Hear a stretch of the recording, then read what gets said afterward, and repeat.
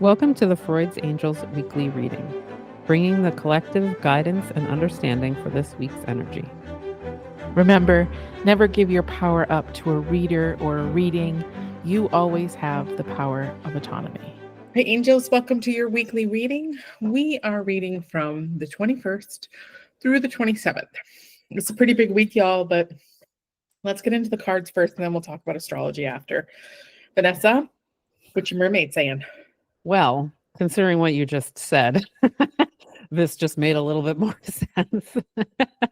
I mean, it made sense anyway, because I feel like there's a lot of reason why this makes sense, but what you just said personally hit me a little bit. It is the relaxation card. And this mermaid is like in full surrender. Her arms are going wherever the waves are going. Her hair is literally all over the place. Her body's bent all contorted. Like, just, you can tell that it is like the most big surrender, you know, like it's the most relaxed, right? Like it says relaxation, but to me it feels like surrender. And maybe that's because I don't even think there's a surrender card in this deck. And that was one of the things, like in our last reading, that I was remembering, like looking at it and going, that's why you're getting different messages, because they don't have every word that ever was in this deck. So, you know, what will look like relaxation can also be surrender, you know, of like letting everything just go, right? So that's what I figure. You know, like last night I was laying in my hammock and I sat down and I was like, I'm going to journal. And I journaled a little bit, and then I just was like, I don't want to fucking do this. And I put it down, and I literally laid there in the fetal position under a blanket with my hoodie up, cocooned in my hammock, and I listened to Gavin DeGraw, who's my favorite singer. I just listened for hours until I dozed off a little bit. I didn't like sleep, but I dozed off a little bit. And I was like, this is what I needed, was like just a full surrender moment, which was relaxation simultaneously, right? And I feel like in our society specifically right now, we are in a very tumultuous time, and it is creating the opposite of relaxation and surrender, right? Like it's creating a lot of hard lines and a lot of you know, active everything, and it's not good. It does not feel good. The vibe is off big time, right? And so part of that is remembering, because we've all been talking about it, that that's not the way. That is not actually the way out. It is not always just beat your head against the wall. It's sometimes stand back, lay down, and look at anything but the wall to see what else there is. So that's what I think that this card is coming out to say, is it's more surrender than anything. And when we talk about surrender, it's not giving up. It's not being, you know, making yourself vulnerable to anything. It's literally just saying, whoa, like, I need to loosen the grip and see what else there is. I need to be able to say, I don't know, but I'm willing to hear it, or I'm willing to see it, or I'm willing to feel it. But right now it's just me and my moment. So yeah, that's what I saw, felt, heard. I laugh because this will make sense in about a minute. I mean, it always makes sense, but it'll make more sense. Yeah. So our surrender card this week is surrendered defensiveness. Yeah. And defensiveness is a sign of weakness. To communicate in a more empowered way, stay centered, and hear someone out, then offer a clear, non-defensive response.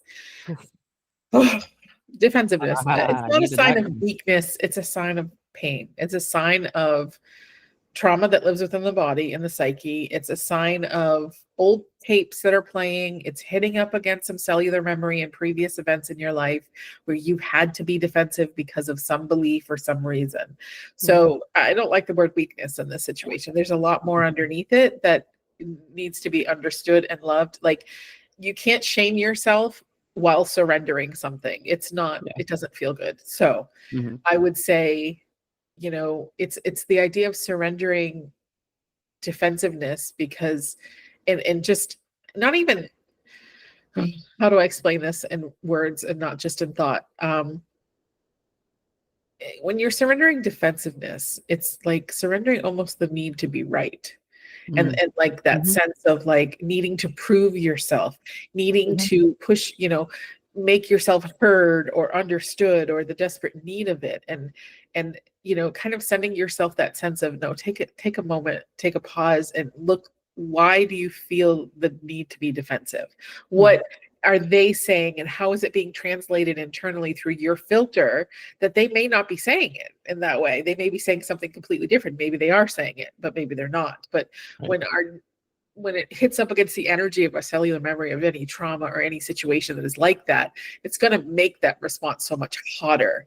And so it's sometimes about stepping back and saying, oh, okay, wait a minute. This situation is not like that situation.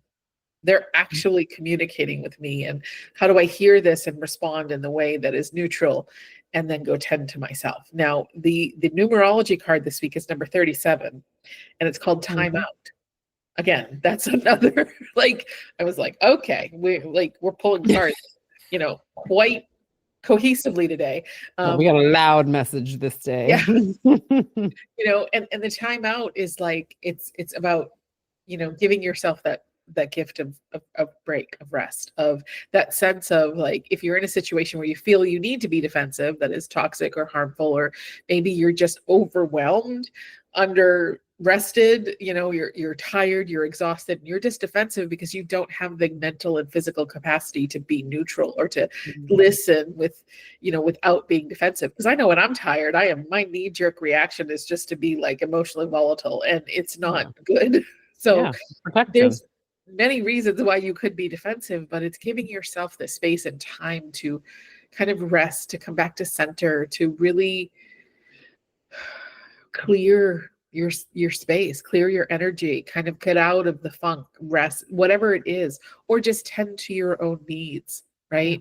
Because a lot of times when we're defensive, it is also a reflection. When we feel we need to be defensive, sometimes it's a reflection of how we treat ourselves, right? Are we, constantly not believing ourselves? Are we not allowing ourselves to have certain emotions or to feel certain things or experience things as they are? We're telling ourselves, oh, you just need to get over it and move on. Are we doing that to ourselves? And so that's another, I think, component of this, is to take the time out, relax, give yourself that permission to relax, to come back to your own center and your own form of self-support in whatever way that is, and whatever means that is. It could just be a day of disconnecting from social media and not looking at the outside world, but really tending to the inside and the internal. Yeah, absolutely. And defensiveness, I mean, like you said, it's a blanket statement word, right? Like being defensive can be so many things. And that's why the pause is so important, because we're like, what the hell is going on right now? Like, I feel it. I know what's happening. What's happening? How much danger am I in? What's the danger I perceive? Where do I need to be in order to be safe? Where's my in? And those are sometimes two very different stories based on what my trauma says and what is reality in this moment. But that pause moment tells us that. And when we're being defensive in relation to another person, I mean, what's the percentage of times when that defensiveness actually does what it is intended to do? It's pretty low, right? Because if somebody comes at us and we come back at them, problem solving isn't the goal at that point. It is, like you said, kind of, I want to be heard. I want to be heard. I want to hurt. Nobody's listening because they're so caught up in their own defensiveness moment that it's not even the right time to do that. It is the right time to step back and say, you know what, this is a clash, and it's not important to do right now, right? Our defensiveness makes things important that are absolutely not important in the moment so many times.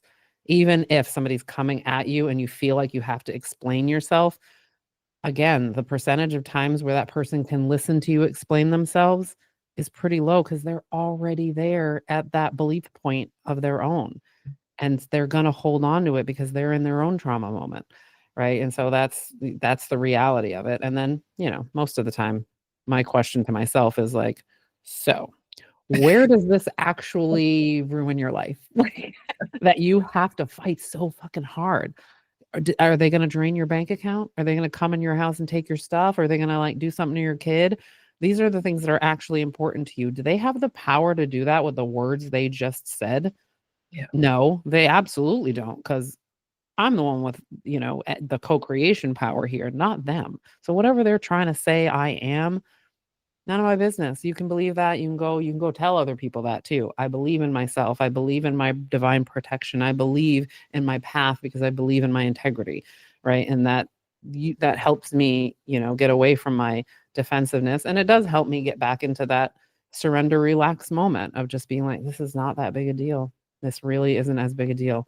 And I mean, easier said than done, y'all. Like there are people out there with screenshots right now if they wanted to use them to say, listen, Vanessa's still working on it.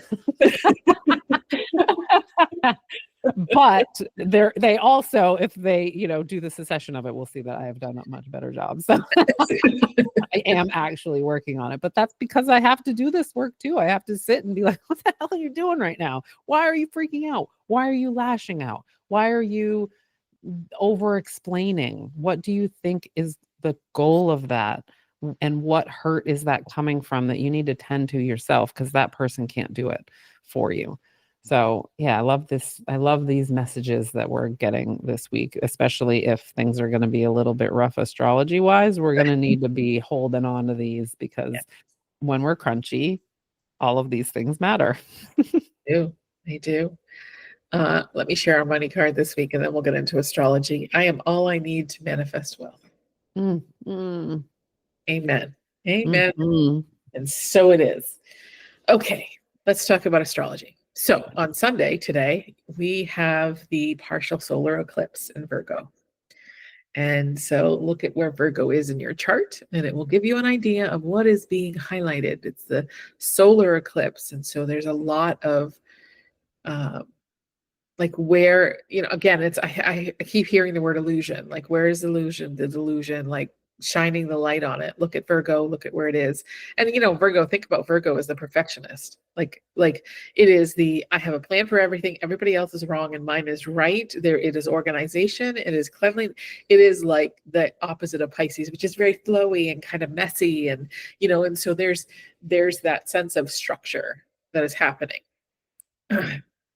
And go in your chart, check out your astrology when it comes to what's happening on Sunday for you, because I think that's going to be vital.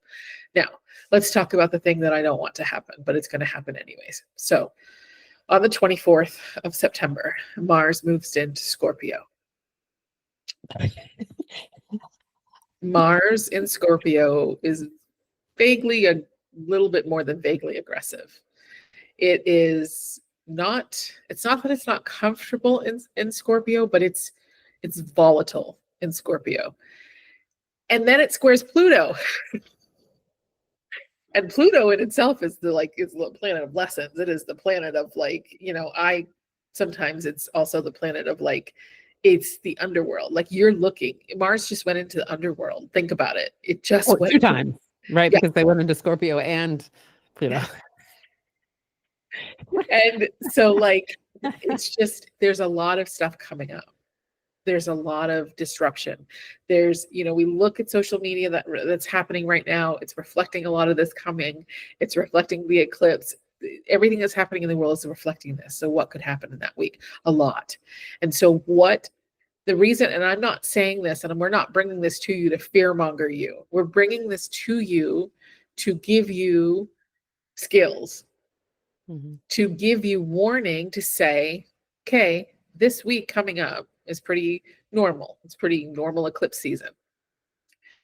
Step into, on the 21st, on the eclipse, think about all the tools that you own, in the sense of, if you do meditation, if you do yoga, your crystals, your clearing sprays, your energy healers, your massage therapists, all the things that you do to help you manage your energy, you're gonna need to be heavy into having them in your pocket this week especially. So when we hit up against the 24th, and I hope, and it is in my biggest, deepest heart, that I hope that you don't feel the effect of the intensity of this. If you're an Aries, you might feel it a little bit, because Mars is the ruling planet for Aries. And so you're already like that. So yeah. Sorry. Whoops. Oh, sorry if you're an Aries. Or if you have an Aries moon, or Aries is in your chart somewhere, like where is it? Because I just look at like, oh, it's my moon, and so Mars is its ruling planet, and so when Mars does its thing, it's impactful to me. But so if you're disruptive, shut it down. That whole timeout thing, take a break, go silent, go dark, do it. Use these tools. You don't have to be in the mess.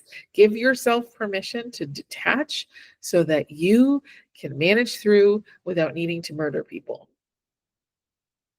Amen. Truly. Because it feels that. I mean, that's the energy that I feel like is building, like where it's building, which means that everything that builds comes to a crescendo, and we're trying not to be swept away in that.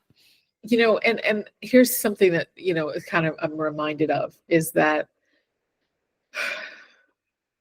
when we're in these situations and we see the world as it is, and we see the divisiveness, and then we were experiencing what is happening in the world. Even if you're on a spiritual path and you have some kind of feelings towards certain things, and you have feelings that you normally would never have, like praying for an assassination or something of that nature, don't gaslight yourself and telling you that's not spiritual. You're still a fucking human being, and you're going to have natural human being reactions because you're still living in duality. There is this world of duality. We want to become one. We want to transcend duality, but the world is based off of duality, and it is strong right now. It is hard right now. And so if you find your feelings coming up around that are divisive, that are that sense of like, you're thinking things you would never think of, it's okay. And don't gaslight yourself into thinking it's not right to think that. Now, action, the difference between right and wrong is whether you act on those things. That's the difference. Thinking and feeling those things, there's something that is saying to you, I'm afraid of this situation, and I don't see that there's any other way out other than this, and this is what it is, and that is okay. It's what our actions are that are not okay. Right? It's our core wounds giving us a surface level relief. And so it will point at something that looks like a surface level relief of the core wound. So don't gaslight yourself. Honor what you're feeling, but not in way of taking action on those feelings if they are a little heavy and a little more dark than normal. Scorpio is dark. It's about the shadow work, and deep feelers. They feel everything with intensity. Yeah. And so if you're feeling intense, and because Mars is going to come in hot with its energy, and that is the god of war, that is the planet of war. And so like emotions are going to be heightened and things are going to go down. And so have your toolbox ready.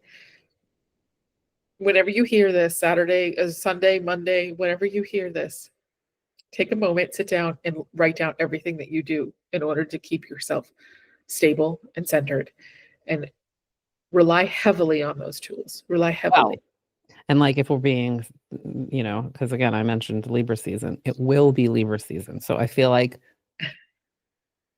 we can help. Yes. It's I like our odds a little bit better when I just thought about that, of just being like, okay, things are gonna happen. However, also, like, okay, scales will be balanced. That can happen during my season. That's the best case scenario for me. Yes.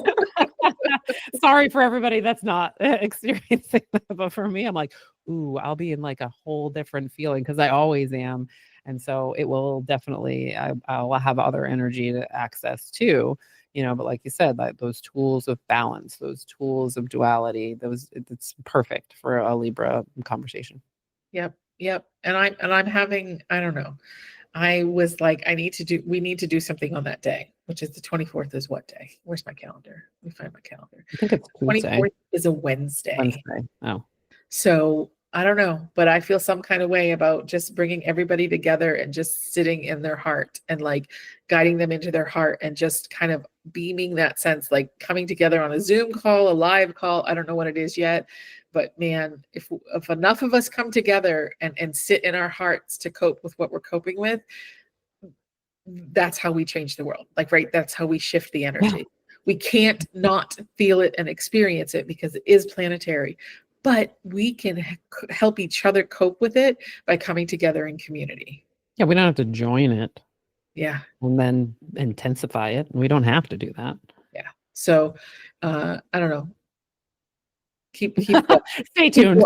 Just was born. We don't know what happened. Yeah, I don't know what's happening. So I just know, I think I have the feeling and the calling to just kind of put it together, have a bunch of people who are just want to come together and not to talk about things, not to share, not to bitch, not to talk about it, but just to come together and experience themselves and their hearts, and to be in that space, to clear their own energy, but also to emit that frequency into the world, to help the world cope with that day and everything else that's going on. I mean, I think it's needed, full stop. So yeah. It's not, it's not, I don't think it's, I don't know. I just think people need it anyways, regardless of what happens. Yeah, maybe totally. I mean, so for sure.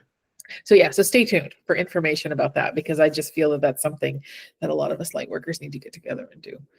So yeah, anyways. I don't know. I feel very hesitant to say, have a good week, everybody. Have a week. Yes, have a week. Have a week. But know that we are here to support you, and that you have support. Gather your tools. Save your meditations that you like online somewhere.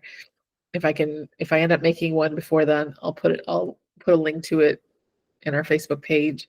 But yeah. Take care, be kind to each other, know that what others are experiencing is as intense as what you are. So yeah, we love you, and we will see you next week. I promise. Yes. Love you. Thanks for listening. We hope we gave you something to support your journey. Check out our Facebook or Instagram page to connect with us. Have a great week.